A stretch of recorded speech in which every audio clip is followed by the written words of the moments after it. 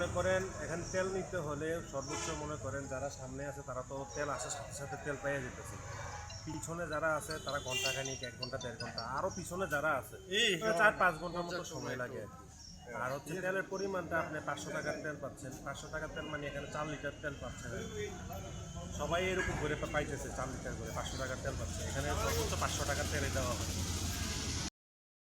তেলের সংকট হয়েছে গিয়ে তেল তো আজকে আমরা 2 দিন ধরে তেল দিতেছি, পরশুদিনও তেল দিলাম, আজকেও দিচ্ছি, তারপরে আজকেও কালকেও দিচ্ছি। আজকে সকালে গাড়ি গেছে মনে করছে যে 13,000 13,500 লিটার পাবো, কিন্তু 9,000 লিটার পাবো, 4,500 অকটেল, 4,500 পেট্রোল, 9,000 লিটার পাবো। কিন্তু কোন সময় গাড়ি আসে 5টা টাইম দিচ্ছি, কিন্তু গাড়ির রাস্তার জ্যাম থাকার কারণে এখন গাড়ি আসতে পারে কিনা, যে সময় আসে আসার সাথে সাথে আমরা তেল দেওয়া আরম্ভ করবো। কিন্তু তেল দিব যে দীর্ঘ 1 কিলোমিটার এখনই মোটরসাইকেল চলে গেছে, আর হাফ কিলোমিটার উপরে চলে গেছে 5 কিলোমিটার।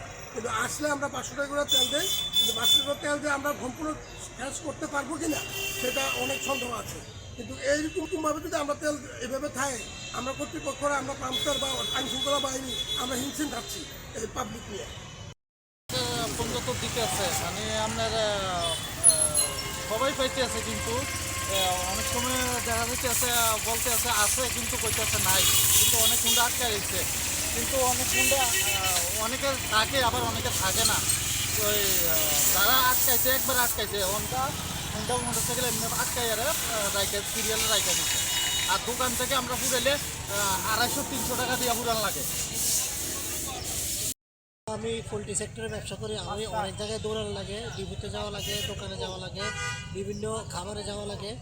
আমি আসলেও যতটুকু তেল পাওয়ার দরকার ততটুকু পাই না। আর আসলেও যদি তেল আসলে তেল পাওয়া যায় না। 5টা পরে আসতে হলে আসলে দেখি যে হুন্ডা সিরিয়াল 500, 700, 1,000 হুন্ডা সিরিয়াল।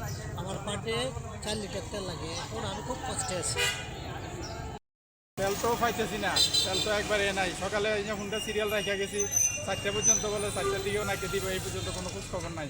কি যে এক অবস্থা হইতেছে, আমাদের চলাফেরা শিক্ষা প্রতিষ্ঠান যাওয়া আসা খুব কঠিন হইতেছে।